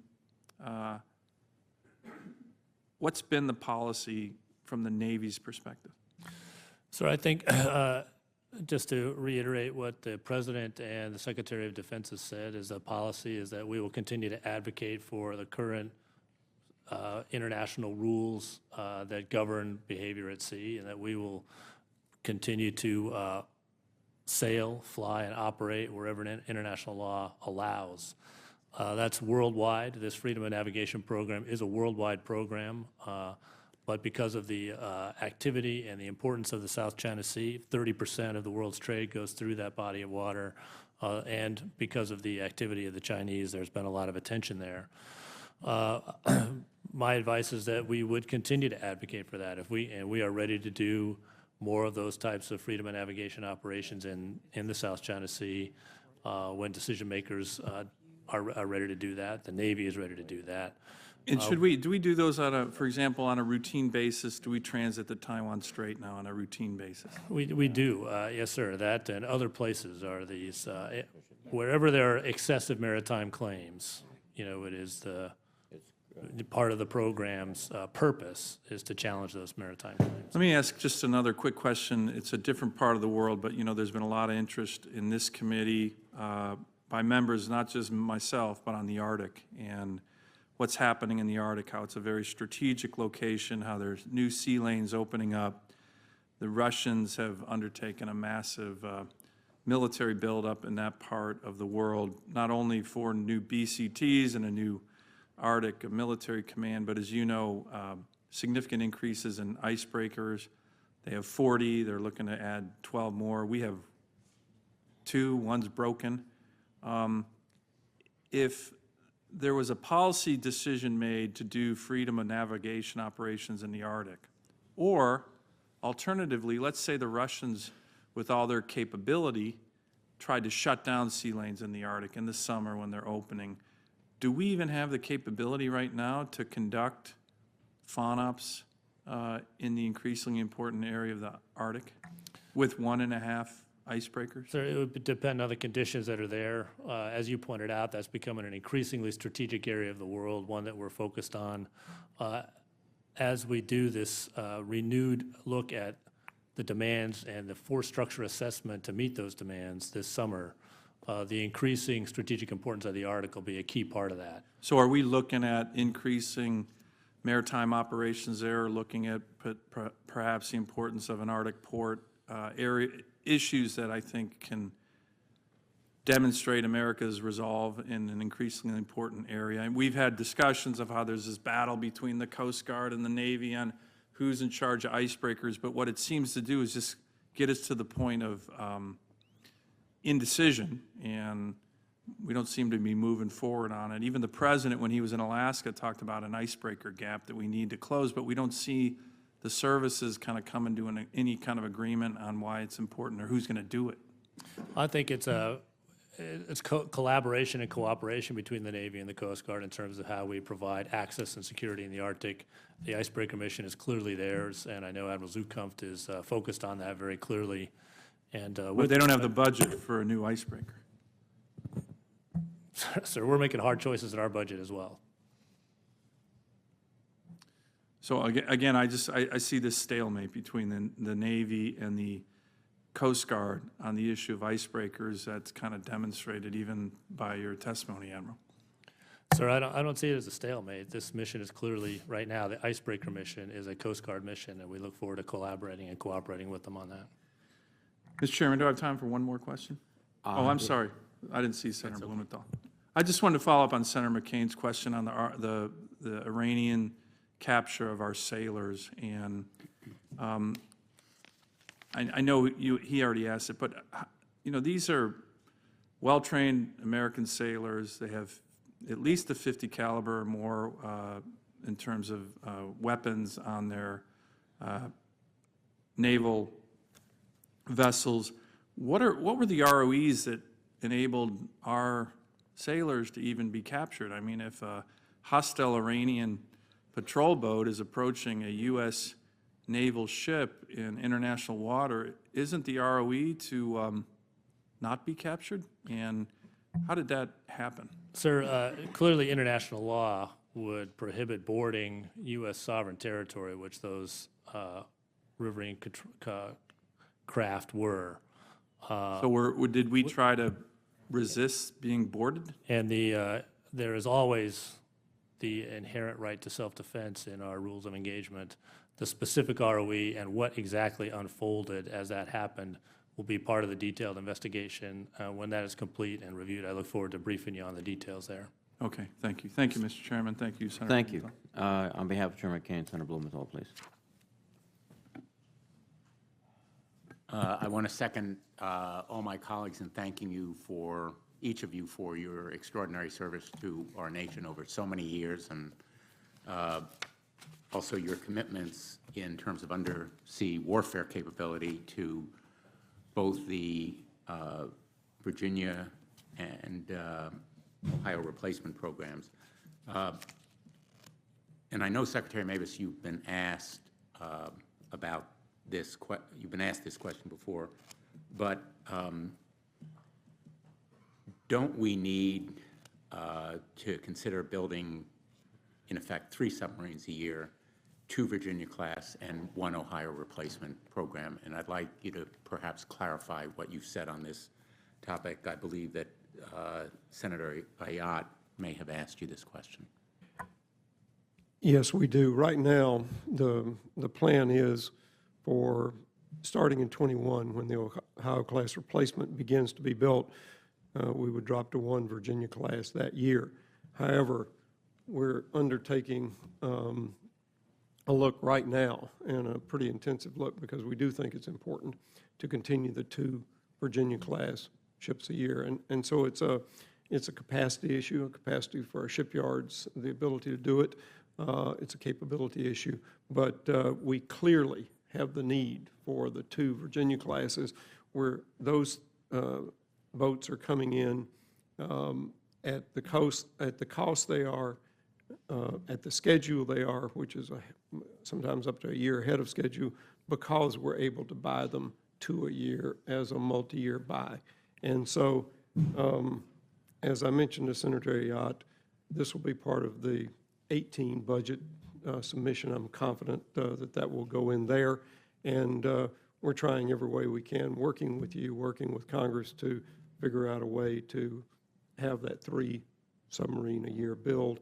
Because if we don't, if we miss a year on a Virginia, it's going to make the submarine, the attack submarine situation, particularly in the late 2020s, early 2030s, even more significant. So as I understand your answer, there's a need to build those 3 submarines a year. And the question really is whether the shipbuilders have the capacity. So if they were to tell you, I'm certainly not speaking for them, that they can do it, you would, in effect, make a decision to go forward, assuming that the funding is there, because our national defense is well served by it, and because it would provide those boats at the lowest possible per unit price. I think that that's a very good summary, and the shipyards, and that's what we're dealing with them now. We think they can have the capacity to do this, and so that little clause you put in, assuming the funding is there, becomes the critical part. Admiral Richardson. Senator, if I could just pile on a little bit there, just from the warfighting need, as you know, sir, we dip below the stated requirement for 48 attack submarines in the 2020s. That boat, because it comes online pretty early, if we get that in 2021, does a tremendous amount to mitigate the volume of that trough, and so it has a very asymmetric effect, which is why we're considering every possibility to get that done. And when we talk about the need for a certain number of Virginia-class submarines and the need for the Ohio replacement program, this need is not an abstract, hypothetical, theoretical need. It is a matter of our potential adversaries building their own undersea warfare capability, particularly China and Russia moving ahead on their plans. Is that correct? Sir, that's exactly correct. That number comes from, I believe, a 2006 study, and we are refreshing that requirement this year as part of our force structure assessment, which takes into account those threats that you just mentioned. And there's no reason to believe that the intentions of Russia and China, who are our most advanced competitors in this sphere, are in any way moderating or reducing their plans to build their undersea warfare capability. Sir, that's our understanding, yes, sir. And will that need also contemplate other means of undersea warfare capability besides submarines? So we're looking at the full host of undersea capabilities to include not only manned submarines, both the Ohio replacement and Virginia-class attack submarines.